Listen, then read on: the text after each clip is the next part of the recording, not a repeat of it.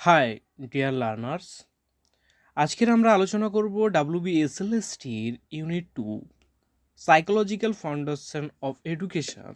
সেখানে দেখো আমাদের টপিকের মধ্যে আছে growth and development of the child stage and area of development, physical cognitive social development up to stage of adolescence, intelligence concept and two-factor theory, personality concept and trait theory.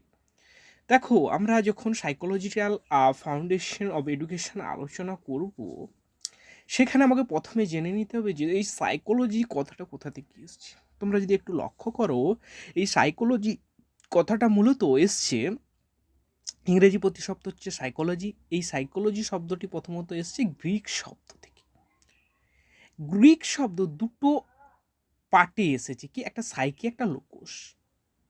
এই psyche কথার অর্থ হচ্ছে soul বা আত্মা, এবং logos কথার অর্থ হচ্ছে, যেখানে আমরা যদি দেখি তাহলে দেখব যে সায়েন্স, অর্থাৎ সাইকোলজিক্যাল যদি টার্মোলজিটাকে আমরা অ্যানালাইসিস করি তাহলে আমরা দেখব বা বিশ্লেষণ করে জানবো যে সাইকোলজি কথার অর্থ হচ্ছে সায়েন্স অফ সোল, অর্থাৎ আত্মার বিজ্ঞান।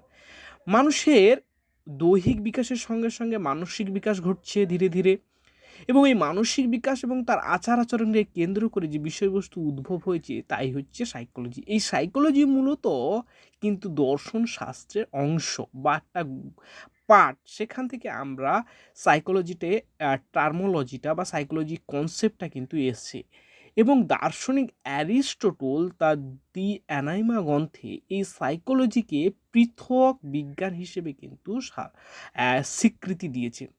এবং এই সাইকোলজি বিষয়টা, টপিকটা বা বইখানা বা ধরো যে সাইকোলজির যে একটা এরিয়া ডেভেলপমেন্ট করতে কিন্তু সাহায্য করছে কিন্তু হুন্ড।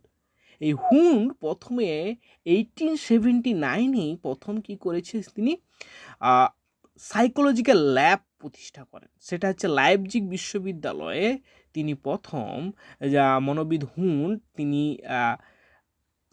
সাইকোলজিক্যাল ল্যাব উপস্থাপন করে, এবং সেখানে মনোবিজ্ঞানী বা সাইকোলজিক বিষয়ে গভীর গবেষণার জন্য কিন্তু এই ল্যাব প্রতিষ্ঠা করেন। সেই কারণে মনোবিদ হুন্ডকে কিন্তু আধুনিক সাইকোলজিক্যালের জনক কিন্তু বলা হয়, এবং তিনি মনোবিদ্যার সম্পর্কে প্রয়োগশালার জন্য কিন্তু বিখ্যাত। এবং এই সাইকোলজি শব্দটি যদি আমরা দেখি তাহলে কিন্তু মূলত সাইকোলজি প্রাচীন নাম থেকে যদি আধুনিক নাম আমরা যদি দেখি তাহলে কিন্তু বিভিন্ন পার্টে কিন্তু ভাগ হয়ে এসেছে, বা বিভিন্ন স্টেজ ওয়াইজ কিন্তু ডেভেলপমেন্ট হয়েছে। কিভাবে ডেভেলপমেন্ট হয়েছে দেখো, প্রথমে যখন অ্যারিস্টটল কিংবা প্লেটো, ডেমোক্রিটাস এরা ছিল, তখন কিন্তু এই সাইকোলজিকে মূলত আত্মার বিজ্ঞান বলে পরিচয় হয়েছিল। মানে প্রথম একেবারে ফার্স্ট কনসেপ্ট যদি আমরা দেখি তাহলে সেখানে কিন্তু সায়েন্স অফ সোল নামে কিন্তু পরিচিত ছিল। পরবর্তীকালে যদি আমরা দেখি দ্বিতীয় পর্যায়, তাহলে টিচেনার, কান্ট, ম্যাকডুগাল বলছে এই যে সাইকোলজি আলোচনা করার মূল বিষয় হচ্ছে সায়েন্স অফ মাইন্ড, অর্থাৎ মনের বিজ্ঞান নিয়ে আলোচনা করবে।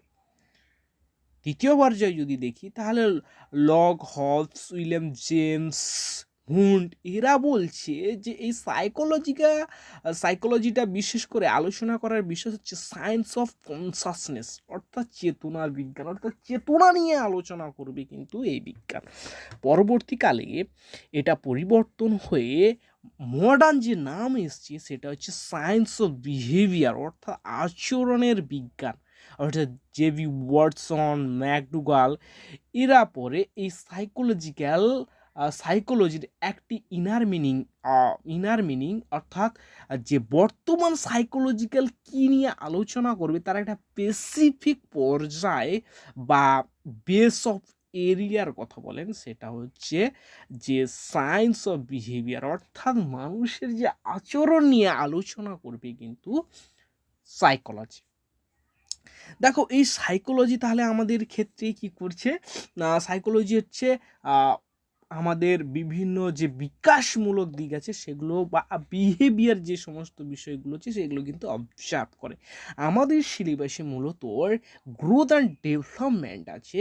আমরা বেশি কনসেপ্টটা জানলাম যে হোয়াট ইজ দ্য সাইকোলজি এবং area of development, grow and development আমরা সম্পর্কে একটু জানলাম।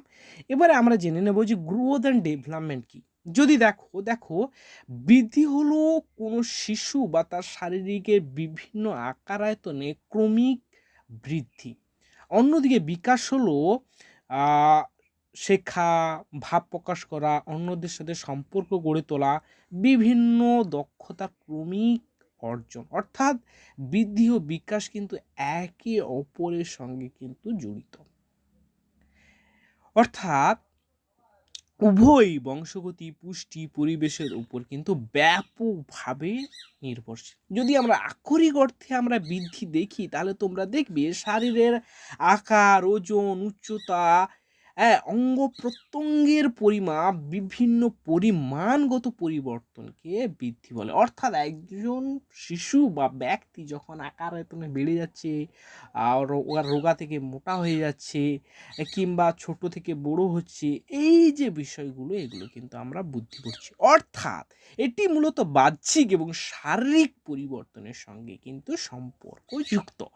যদি আমরা এর বৈশিষ্ট্য দেখি তাহলে বৃদ্ধি মূলত শারীরিক পরিবর্তনের সঙ্গে সম্পর্কযুক্ত। এটি পরিবর্তনগুলি পরিমাপ করা যায়, যেমন উচ্চতা, গুণগত বৃদ্ধি, দৈহিক আকার পরিবর্তন, দেহের আকৃতি। বৃদ্ধি আজীবন কিন্তু চলতে থাকে, কন্টিনিউয়াস কিন্তু চলতে পারে না। অর্থাৎ বৃদ্ধি কিন্তু একটা নির্দিষ্ট সময়ের ক্ষেত্রে কিন্তু আর হয় না। সাধারণত ব্যক্তির পরিপক্কতা বা ম্যাচিউরিটির উপরে কিন্তু ম্যাচুরিটি লাভ পর্যন্ত কিন্তু বৃদ্ধি চলে। অর্থাৎ একজন ব্যক্তির ম্যাচুরেশন লেভেল অনুযায়ী কিন্তু বৃদ্ধি কিন্তু চলতে থাকে। আচ্ছা, এই হচ্ছে আমাদের কনসেপ্ট অফ ডেভেলপমেন্ট। অর্থাৎ যদি আমরা দেখি গ্রোথ, যদি আমরা দেখি কনসেপ্ট অফ গ্রোথ যদি আমরা দেখি তাহলে যেখানে আমরা দেখব যে কিছু শারীরিক পরিবর্তন হচ্ছে নির্দিষ্ট বয়স পর্যন্ত, এবং এই আকার, ওজন, আয়তনের পরিবর্তনকে আমরা এক কথায় কি বলছি, বৃদ্ধি। দেখো এবারে যদি আমরা ডেভেলপমেন্টটা দেখি তাহলে বিকাশ হলো শিশু শারীরিক, মানসিক, সামাজিক, আবেগ, নৈতিক দিকের কিন্তু গুণগত পরিবর্তন। অর্থাৎ তাহলে আমরা ডেভেলপমেন্ট কি দেখছি, ডেভেলপমেন্ট শারীরিক, মানসিক, সামাজিক এবং আবেগগত নৈতিক দিকের যে গুণগত পরিবর্তন সেটা হচ্ছে আমাদের কাছে ডেভেলপমেন্ট। অর্থাৎ শিশুর সামগ্রিক পরিণতি ও ম্যাচুরেশন প্রক্রিয়াই হচ্ছে বিকাশ। অর্থাৎ বিকাশে যদি আমরা বৈশিষ্ট্য দেখি তাহলে আমরা দেখব বিকাশ একটি আজীবন প্রক্রিয়া, অর্থাৎ কন্টিনিউয়াসলি প্রসেস, একেবারে জন্ম থেকে মৃত্যু পর্যন্ত। অর্থাৎ ওয়ার্ম টু টম, অর্থাৎ শিশুর গর্ভ অবস্থা থেকে মৃত্যুর আগে পর্যন্ত কিন্তু এই বিকাশ হতে থাকে। বিকাশ জন্মের পর থেকে শুরু হয় না, অর্থাৎ সূচনা হয় জন্মের পরে, অর্থাৎ গর্ভ অবস্থা বা গর্ভধারণের সময় থেকে। অর্থাৎ মাতৃগর্ভে যখন থাকে শিশু তখন থেকেই কিন্তু বিকাশ শুরু হয়। আচ্ছা, এই ব্যক্তি জন্ম থেকে একটা মৃত্যু পর্যন্ত চলে থাকে। কি কি বিকাশ হয়, শারীরিক, মানসিক, জ্ঞানীয়, আবেগ, সামাজিক, ভাষাগত, নৈতিক, এই বিষয়গুলো আমরা পরে জানবো। কিন্তু বিকাশ মূলত এই বিষয়গুলোর উপরে কিন্তু বেশ করে থাকে। যদি তোমরা একটু দেখো যে বিকাশের পরিবর্তন সাধারণত প্রোগ্রেসিভ, আপেক্ষিত, স্থায়ী বা রিলেটিভলি পারমানেন্ট। অর্থাৎ বিকাশ কিন্তু এটা পারমানেন্ট হয়। এবং যদি দেখি অস্থিরতা, ক্লান্তি, সাময়িক কারণে পরিবর্তন, তাকে সাধারণত আমরা বিকাশের পরিবর্তন বলা হয় না। দেখো একজন ব্যক্তি রোগ হয়ে গেল এবং সে খুব রোগা হয়ে গেল এবং তার মানসিক দিক হ্রাস পেল, তখন কিন্তু সেটা আমরা আর বিকাশ বলবো না। আচ্ছা, বিকাশের প্রধানত দিকগুলি যদি আমরা দেখি তাহলে বিকাশের কিছু ফ্যাক্টর আছে, ফ্যাক্টর না, কম্পোনেন্ট আছে, মানে উপাদান আছে। সেগুলো কি না, এই যে উপাদান বিকাশের মূলত তিনটি উপাদান। কি কি? একটা হচ্ছে গ্রোথ, যেটা নির্ভর করছে, যেটা আমরা একটু আগেই জানলাম যে পরিমাণগত এবং পরিমাপযোগ্য যে পরিবর্তন, আকার, ওজন, ওয়েতনে আকৃতির যে পরিবর্তন সেটা আমরা জানছি। এই যে বৃদ্ধি কিন্তু আবার শিশুদের কিন্তু মূলত দুই প্রকার দেখা যায়। সেটা কি কি? না সেটা হচ্ছে যে সেফিলোকোডাল এবং প্রক্সিমাল ডিস্টেন্স। এই সেফিলোকোডাল এবং প্রক্সিমাল ডিস্টেন্স যখন একজন শিশুর বৃদ্ধি মাথা থেকে পা পর্যন্ত হচ্ছে, অর্থাৎ বৃদ্ধিটা প্রথমে মাথায় হচ্ছে, মাথায় হয়ে তারপরে বডিতে, তারপরে কোমরে, তারপরে পায়ের দিকে যাচ্ছে, এই যে বিকাশ প্রক্রিয়া একে বলছে স্যাফিলোকোডাল। এবং প্রক্সিমাল ডিস্টেন্স কি বলছে, ভিতর থেকে অর্থাৎ কেন্দ্র থেকে একেবারে ভিতর থেকে বাইরের দিকে যখন হচ্ছে তাকে বলছে প্রক্সিমাল ডিস্টেন্স। এবং কোনো কোনো মনোবিদ আবার বলছে যে বিকাশ কিন্তু দুই প্রকার, কি কি না কন্টিনিউয়াস ডেভেলপমেন্ট আর ডিসকন্টিনিউয়াস ডেভেলপমেন্ট। এই কন্টিনিউয়াস কি না শিশুর বিভিন্ন স্তরে কিন্তু কন্টিনিউ ধীরে ধীরে ধীরে ধীরে কিন্তু বিকাশ হচ্ছে। ডিসকন্টিনিউয়াস বিকাশ কি না বলছে শিশুর প্রত্যেকটা স্টেজে টেজে ডেভেলপমেন্ট হচ্ছে, শৈশবে আলাদা, কৈশোরে আলাদা, বার্ধক্যে আলাদা, এই যে ডেভেলপমেন্ট হচ্ছে সেটাকে আমরা বলবো যে ডিসকন্টিনিউয়াস ডেভেলপমেন্ট। ধরো একজন শিশু 5-এ পড়াশোনার জন্য খুব অকৃতকার্য হয়েছে, মাধ্যমিক দিয়েছে, অকৃতকার্য হয়েছে, কিন্তু দেখা যাচ্ছে একটা স্টেজের পরে শিশু খুব মেধাবী হয়েছে, সে স্কুলে ভালো রেজাল্ট করেছে, কলেজে পড়ছে, কলেজেও ভালো রেজাল্ট করেছে, কিংবা এখন বিশ্ববিদ্যালয়ে পড়ছে, সেখানে ভালো রেজাল্ট করছে, কিন্তু তার প্রাইমারি থেকে মাধ্যমিক রেজাল্ট কিন্তু তেমন ভাবে কিন্তু হয়নি, সেখানে কিন্তু অনেক ক্ষেত্রে কিন্তু অকৃতকার্য হয়েছে। কিন্তু পরবর্তীকালে এইচএস দেওয়ার পরে বা মাধ্যমিক দেওয়ার পরে সেই শিশুটা কিন্তু একটা ভালো পড়াশুনোর দিক নির্বাচন করে সে কিন্তু ভালো পড়াশুনো করতে পারছে, বা তার ডেভেলপমেন্ট কিন্তু হয়েছে বলে সে কিন্তু তার পড়াশোনার বিষয়বস্তুটা অনেক এগিয়ে নিয়ে যেত। এইরকম যে এক্সাম্পল সেটা হচ্ছে ডিসকন্টিনিউ ডেভেলপমেন্ট। দ্বিতীয় হচ্ছে ম্যাচিউরেশন। এই ম্যাচিউরেশন কি না পরিবেশের প্রতি যে উপযুক্ত সাড়া দেওয়া, স্বাভাবিক কার্যক্ষমতাকে অর্জন করা, অর্থাৎ এই যে ম্যাচিউরেশন, এই ম্যাচিউরেশন কিন্তু বংশগতির সঙ্গে ঘনিষ্ঠভাবে সম্পর্কিত। উদাহরণ যদি আমরা দিই তাহলে দেখবে যে 1-2 বছরের শিশু শারীরিক ম্যাচুরেশন না হওয়ার কারণে কিছু নির্দিষ্ট কাজ করতে পারে না, অর্থাৎ ডেভেলপমেন্ট কিন্তু ম্যাচুরেশনের উপরে নির্ভর করে। দেখো ছোটোবেলায় আমরা কোনো একটা জিনিস ধরতে গেলে সব কটা আঙুলের প্রয়োজন হয়, বা একটা পেন ধরতে গেলে সব কটা আঙুলের প্রয়োজন হয়, কিন্তু যখন আমরা ম্যাচুরেশন আমাদের হবে দেখবে তখন আমরা কিন্তু ওই পেনটা 2 আঙুলের মধ্যে কিন্তু আমরা ঠিকঠাকভাবে ধরতে পারি। এটা হচ্ছে ডেভেলপমেন্ট কিন্তু নির্ভর করে ম্যাচুরেশনের উপরে। নেক্সট যদি আমরা দেখি সেটা হচ্ছে লার্নিং। চেষ্টা, অনুশীলন ও অভিজ্ঞতার মাধ্যমে আচরণের যে আপেক্ষিক স্থায়ী পরিবর্তন সেটাকেই আমরা বলছি শিখন। অর্থাৎ শিখনের ক্ষেত্রেও কিন্তু বিশেষ কম্পোনেন্ট হিসেবে কিন্তু সাহায্য করছে ডেভেলপমেন্ট। অর্থাৎ যত শিক্ষার্থী শিখছে তার মধ্যে বিভিন্ন অভিজ্ঞতা অর্জন করে সে তার নিজের অভিজ্ঞতা দ্বারা পুরনো যে শিক্ষণীয় বিষয়বস্তু মডিফিকেশানের মধ্যে সমাজে যে অভিযোজন করছে, বা প্রতিনিয়ত সে যে নতুন এক্সপিরিয়েন্স গ্যাদার করছে সেটার দ্বারাই কিন্তু ব্যক্তির মধ্যে বিভিন্ন ডেভেলপমেন্ট হচ্ছে জ্ঞানমূলক। এবার দেখো যদি আমরা দেখি এরিয়া অফ ডেভেলপমেন্ট, এই এরিয়া অফ ডেভেলপমেন্ট আমরা একটু আগেই জেনেছি যে এরিয়া অফ ডেভেলপমেন্ট বলতে ফিজিক্যাল, সোশ্যাল, মোরাল, এই সমস্ত বিষয়গুলো কিন্তু আমাদের একটু জেনে নিতে হবে। এই এরিয়াটা কি না দেখো যদি সামাজিক ডেভেলপমেন্ট দেখো বা ফিজিক্যাল ডেভেলপমেন্ট দেখো তাহলে দেখবে যে শারীরিক আকার আয়তনে পেশির একটা পরিবর্তন হচ্ছে, সেই কারণে শিশুর সংগঠন বা পেশির পরিবর্তন, হাড়ের পরিবর্তন, এই সমস্ত যে পরিবর্তনের ফলে তার কিন্তু জ্ঞানমূলক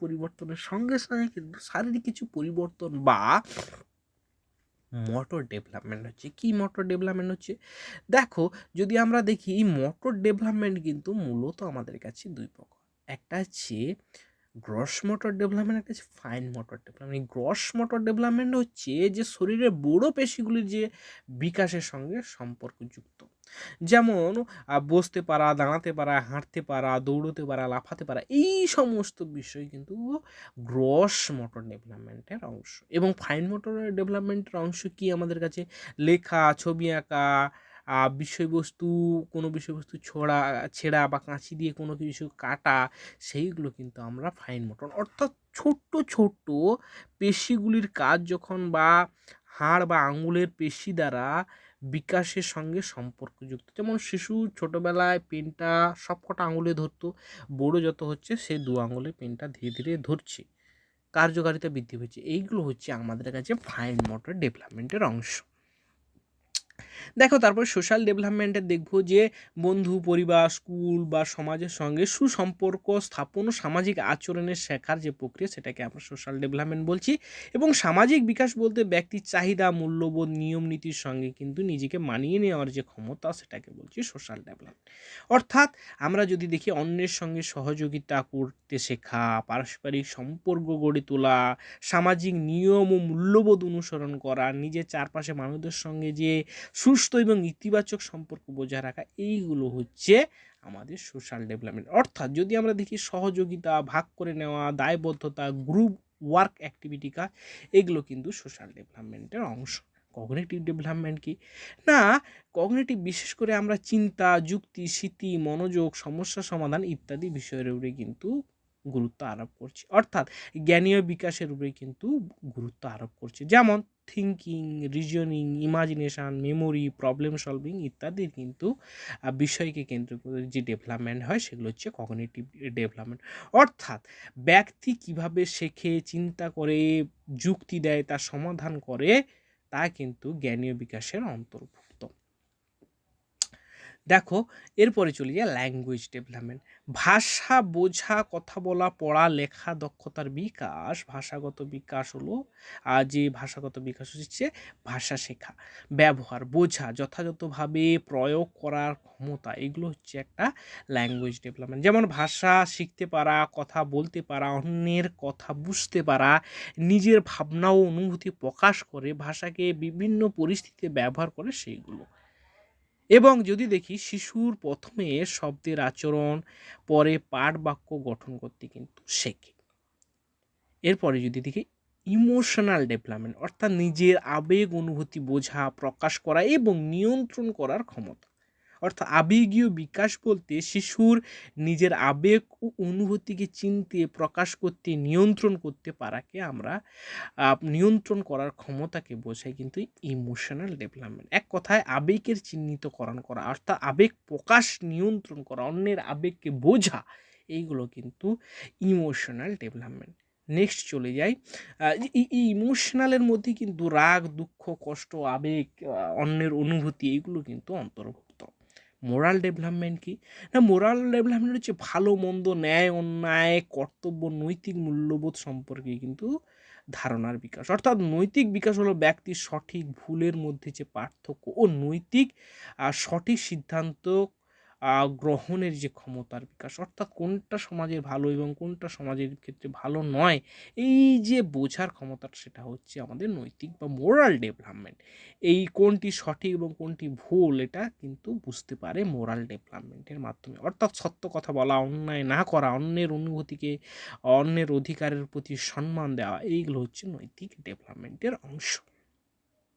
আচ্ছা, এবারে চলে যাই, কিছু ফ্যাক্টর আছে যেগুলো ডেভেলপমেন্টকে কিন্তু ইনফ্লুয়েন্স করছে, অর্থাৎ প্রভাবিত করছে। কি কি? হেরিডিটি, অর্থাৎ বংশগত উপাদান, সামাজিক উপাদান, তো social nature, biological factor, educational factor, intelligence. এই পাঁচটি মূলত ফ্যাক্টর যেগুলো হচ্ছে বংশগতিকে ইনফ্লুয়েন্স করছে।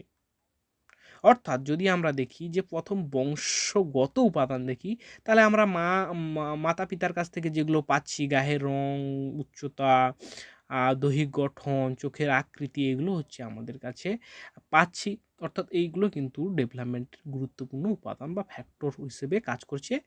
আচ্ছা, নেক্সট হচ্ছে সামাজিক উপাদান, সামাজিক বন্ধু, বিদ্যালয়, সামাজিক পরিবেশ ক্ষেত্রে আমরা বিভিন্ন ভাষা বা সামাজিক আচরণ, মূল্যবোধ যে শিখে থাকি, সেগুলো কিন্তু আমাদের ডেভেলপমেন্টে সাহায্য করছে। বায়োলজিক্যাল ফ্যাক্টর, অর্থাৎ শারীরিক গঠন, শিশুর শারীরিক স্বাস্থ্য, স্নায়ুতন্ত্র, মস্তিষ্ক, হরমোন ইত্যাদি বিষয়বস্তুর সঙ্গে কিন্তু সম্পর্কযুক্ত, যা শিশুর মোটর এবং জ্ঞানেন্দ্রিয়র বিভিন্ন বিকাশে কিন্তু সাহায্য করে। এডুকেশন, ইমোশনাল কি না, ভয়, দুঃখ, রাগ, ভালোবাসা, নিরাপত্তা ইত্যাদি বিষয় কিন্তু শিশুর মানসিক স্থিতি, ব্যক্তিত্ব, সামাজিক সম্পর্ক এবং শিখন প্রক্রিয়া কিন্তু প্রভাবিত করেছে। ইন্টেলিজেন্স কি, শেখা, বোঝা, যুক্তি করা, সমস্যার সমাধান বা নতুন পরিবেশের সঙ্গে মানিয়ে নেওয়া, এইগুলো কিন্তু বিকাশকে কিন্তু যথেষ্টভাবে কিন্তু সাহায্য করছে। এবার চলে যাই যে বৃদ্ধি এবং বিকাশের মধ্যে পার্থক্য কী।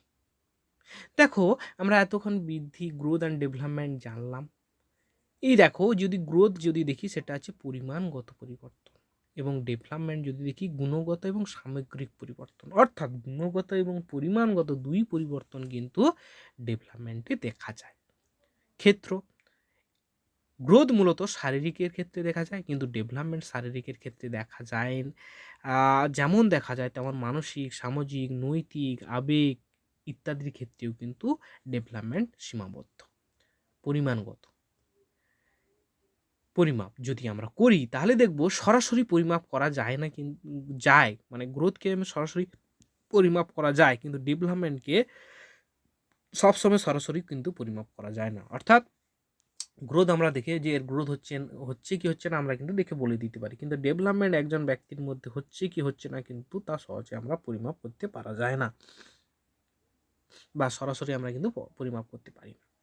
এরপরে যে সময়কাল, অর্থাৎ ম্যাচুরেশন পর্যন্ত কিন্তু একটা নির্দিষ্ট ম্যাচুরেশন পর্যন্ত বা পরিপক্কতা অনুযায়ী কিন্তু এই গ্রোথ চলতে থাকে, কিন্তু ডেভেলপমেন্ট গর্ভ অবস্থা থেকে মৃত্যুর আগে পর্যন্ত কিন্তু ডেভেলপমেন্ট চলতে থাকে। এবং যদি পরিধি দেখি তাহলে আমরা দেখব যে তুলনামূলক স্থিমিত একটা নির্দিষ্ট এজে আটকে যায়, কিন্তু ডেভেলপমেন্ট তা নয়, এটা হচ্ছে ব্যাপক এবং বহুমাত্রিকভাবে কিন্তু ডেভেলপমেন্ট হয়। উদাহরণ হতে পারে যেমন গ্রোথ হচ্ছে উচ্চতা, ওজন, আকার, এই সমস্ত বিষয়গুলোকে আমরা বলছি। অপরদিকে যদি ডেভেলপমেন্ট দেখি তাহলে চিন্তা, ভাষা, আবেগ, সামাজিক আচার আচরণ, সঠিক ভুলে নির্বাচন করা ইত্যাদি বিষয় কিন্তু আমাদের ডেভেলপমেন্ট। অর্থাৎ গ্রোথ হচ্ছে একটা ফিজিক্যালিকে কেন্দ্র করে যা আমরা দেখা যায়, আর ডেভেলপমেন্ট কিন্তু আমাদের দেখা যায়, এবং তার ডেভেলপমেন্ট হচ্ছে সেই যে বিষয়টা সর্বোপরি আমরা কিন্তু সব সময় পরিমাপ করা যায় না। অর্থাৎ কার কখন কোন স্টেজে কীরকম ডেভেলপমেন্ট হচ্ছে তা কিন্তু আমরা পরিমাপ করতে পারি না, কিন্তু আমরা বুঝতে পারি। Thank you for watching. আমরা আজকের শেষ করলাম সাইকোলজিক্যাল এডুকেশন টপিক, এবং আমরা নেক্সট পার্ট নিয়ে আলোচনা করব। বিভিন্ন স্টেজের কিভাবে ডেভেলপমেন্ট হচ্ছে সেটা নিয়ে আমরা আলোচনা করব। অবশ্যই তোমাদের ভিডিওটা কেমন লেগেছে জানিও। Thank you for watching. দেখা হবে আবার নেক্সট ভিডিওতে।